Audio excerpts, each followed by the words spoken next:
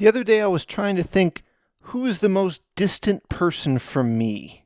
Not geographically, more in terms of a social network. I thought about it for a while. The best answer I came up with was Kim Jong-un.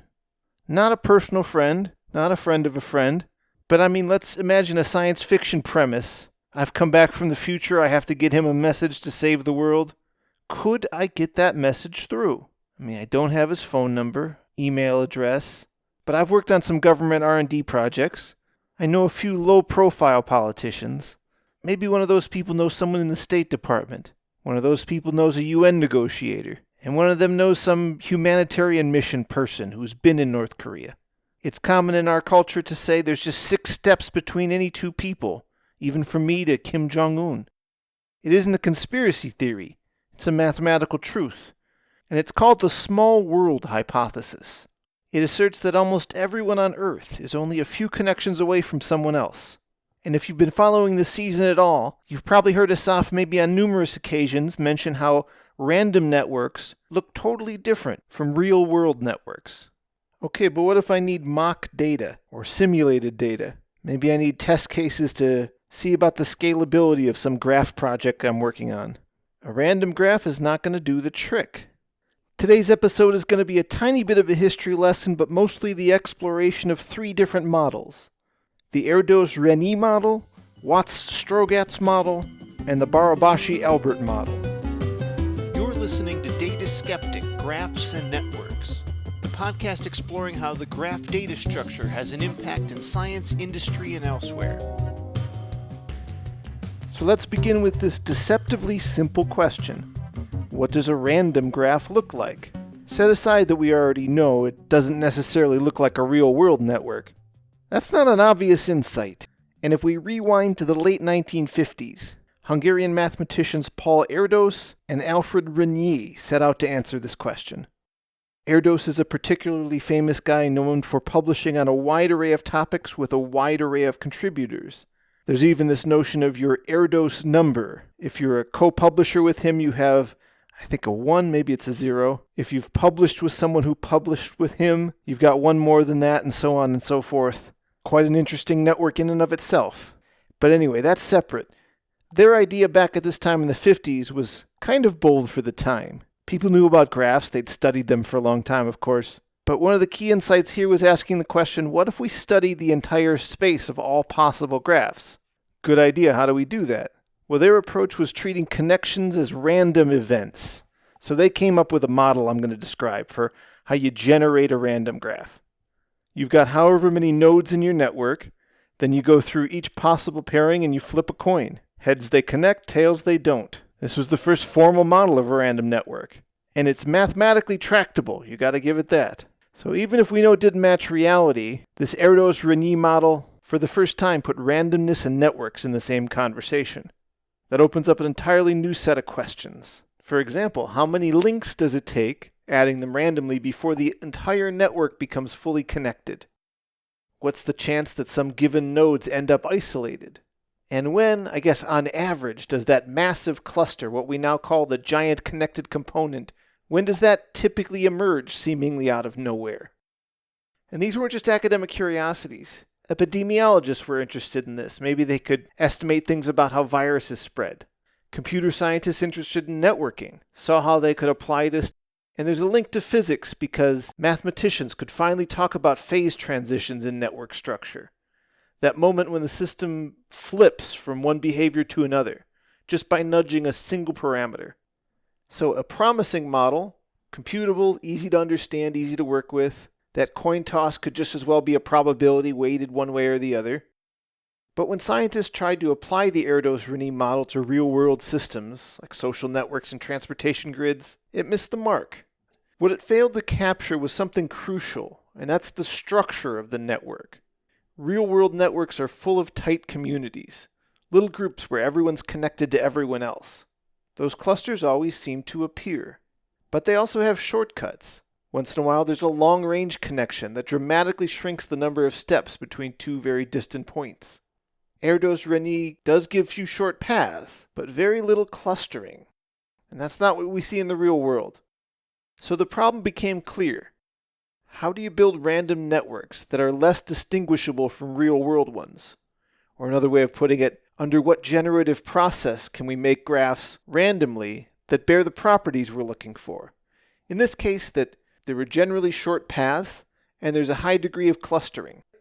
Believe it or not, it's not till about 98 when, as far as I can tell, the next leap forward happens. And that's with the Watts-Strogatz model.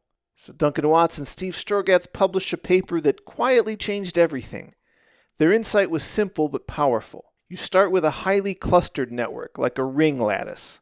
That's one in which each node is connected to its nearest neighbors. That's how we initialize a network. Then we rewire a small fraction of those edges at random. Not all of them, just a few. Following this simple procedure, what they found was kind of stunning. Even with just a tiny number of random shortcuts, the average path length between nodes dropped dramatically, while that high clustering that they started with stayed intact. In other words, they built a bridge between two extremes. They created the order of regular networks, and they maintained that short path that we saw in both the previous model and in real-world networks. So this Watts-Strogatz model is a step forward, at least if your goal is to generate random networks that are true to life. High clustering, short paths. But if we can say this method unseated the first one, it begs the question, what might be even better than Watts-Strogatz? Or put another way, in what areas does it leave room for improvement? So it's a nice model, it's a parametric model. You can control how many k-nearest neighbors one connects to at the initialization, and random factors about when edges are randomly redirected. If you ran clustering algorithms, it would find clusters. But the area it most fell short was its unevenness. Real-world networks are messy. The Watts-Strogatz network still felt a little regular. You know, in the real world, let's take a social network for example, some people have hundreds of connections, while others have just a couple. Some nodes are hubs, linking everywhere. Others are buried deep in little sub-networks you'd never visit very often on a random walk. And Watts-Strogatz doesn't account for that. In their model, every node starts out with the same number of connections, even if you put a little bit of Gaussian noise on that. It's still too uniform, too egalitarian, really. Real-world networks exhibit those power laws we've talked about so often. There should be a few nodes that get most of the links. That doesn't mean Watts-Strogatz isn't useful. It certainly showed how just a few long-range connections can make a network feel small. So this leads us to the third model we're going to cover today, the Barabashi-Albert model. Their insight was that instead of rewiring the network, as the previous two approaches did, they were going to grow the network over time. So start from, an empty graph, add a node. Not possible to add any edges right away, so then you add a second node. And the key insight was that new nodes would prefer to connect to already well-connected nodes. So as you can imagine, just by chance, as you add nodes, at some point some density will occur. Maybe if you've added 10 nodes, there's one in particular that 5 of the 9 other nodes connect to it. That would mean it's probabilistically more likely that a future node would connect to this already popular one. The result of this approach, you get scale-free networks with lots of small nodes but a few massive hubs. So we talked about 3 straightforward models. Let's leave theory behind now and talk more about empirical evidence for the small world hypothesis. Identity theft is no joke. With data breaches up 72% just last year, protecting your personal information has never been more important. But here's the thing, it's not just about a strong password anymore. Data brokers are collecting and selling your information right now, making you vulnerable to scams and identity theft. That's why I'm excited to tell you about Incogni. They specialize in automatically removing your personal data from these data broker sites. Think about it. Instead of spending countless hours trying to track down where your information is being sold, Incogni does it all for you. They work with hundreds of data brokers, sending removal requests and handling any pushback. And with their family and friends plan, you can provide your loved ones with protection too. It's like having a personal privacy team working 24/7. For your exclusive 60% off offer on an annual Incogni plan, use our code DATASKEPTIC at checkout. That's one word, DATASKEPTIC. Or visit incogni.com/dataskeptic. INCOGNI, Incogni. Let's leave theory behind now and talk more about empirical evidence for the small world hypothesis. It's one thing to model a small world on paper. It's enough to prove that we actually live in one. So we're going to rewind a couple decades. Again, the earliest and most iconic attempt to prove this theory came in 1967, when psychologist Stanley Milgram tried to measure the connectedness of American society using the U.S. Postal Service. Milgram had a pretty simple idea. You give a letter to a random person in the Midwest. You ask them to forward it through personal contacts only, to a target person in Boston. So don't just send it to anyone. Don't send it to the person directly unless you know them. Instead think, all right, do I know anybody in Boston? Could I send it there? Or maybe you know somebody who lives in Ohio but went to school in Boston. If that's the best you got, send it to that person and ask them to forward it on. I think we all know the outcome, but at the onset, I guess it was possible these letters could get lost in the mail, just bouncing around the country, never hitting their target. But what Milgram found was that the average number of links, that is, forwarded attempts, what Milgram found was that, on average, it took 6 attempts, 6 forwards, 6 links in that chain to get the letter from that random Midwesterner to the specific target in Boston. Thus ingrained in our culture this notion 6 degrees of separation, later popularized by the Kevin Bacon game. Now, in truth, Milgram's study's interesting but somewhat problematic, had a very small sample size, and it did have a lot of drop chains, that is, letters that never reached their target. You could argue there was geographic bias, and everything I know about the Milgram prison experiment leads me to be skeptical of it, so I don't know what that says about this work. Alright, so what other evidence have we got? Fast forward closer to the present. Let's go to 2003 when sociologist Peter Dodds and his colleagues at Columbia University decided to revisit Milgram's idea, but this time do it with email. Instead of a physical letter, participants were asked to forward messages electronically, and again using only their real-world contacts. In the Dodds experiment, there were 18 different designated target individuals in 13 countries. So they weren't random people, they were spread across different professions, continents, and even social circles. So Dodds got about 60,000 people to take part. And once again, something rather remarkable emerged. The arithmetic mean, that's the regular average, the number of steps needed to reach the target was 5.5. That's slightly less than 6 digital handshakes to cross oceans, languages, and social boundaries. Very similar to Milgram's experiment, but more data, more rigor, and crucially at a global scale this time. It was the strongest evidence yet for the small world effect, and that it wasn't just some American quirk. It seems to be a universal structural property of human networks all around the world.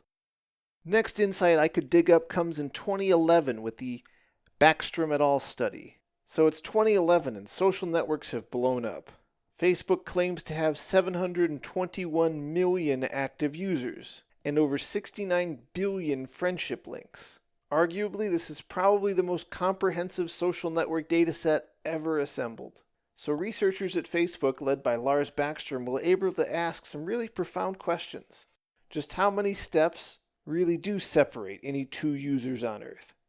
They analyzed that entire Facebook graph, 721 million active users. Man, I wish I could talk to them about the engineering behind that. That could not have been easy. What did they find? The average distance between 2 users wasn't 6, it wasn't 5.5, it was 4.72. So the phrase 6 degrees of separation wasn't just true, it was out of date. What's going on here? Is the world shrinking? Are we getting more connected? Or maybe we're just measuring things better now. We have a digital data set that we didn't have before. It's probably all of the above. Milgrams and Dodd replied on human judgment. Who do you think is closer to the target? Facebook had the actual network. Alright, so where does this leave us? We have some methods for generating random graphs. The Barabashi-Albert one seems to be the most consistent with real-world data. We have empirical evidence to believe the small world hypothesis is true. Okay, what do we do with that? If you accept we live in a small world, it raises a whole new set of questions. Short paths and tight clusters don't just describe a network, they shape how that network behaves. In a small world structure, a rumor or a meme, maybe even a call to action can spread with incredible speed. It doesn't necessarily need a big marketing push, it just needs the right shortcut. The same goes for viruses, biological or digital. Small world networks make it easy for pathogens to jump from one cluster to another, bypassing the barriers geography or social distance usually provide. There are also some serious implications for, core computer science. When you study algorithms, you typically discuss the worst case runtime, big O analysis. Now, I know there's a lot of good work in average case analysis as well, but it happens to be the case that algorithms like breadth first search and Dijkstra's algorithm are going to run more efficiently when the average path lengths are short. And even problems that are normally considered intractable, NP-hard problems, some of them can behave differently when run on small world datasets. And there's interesting things to be done studying not just the worst case, but the typical case, from theory to what actually happens. Now, outside of classical algorithms, small world structures impact complexity.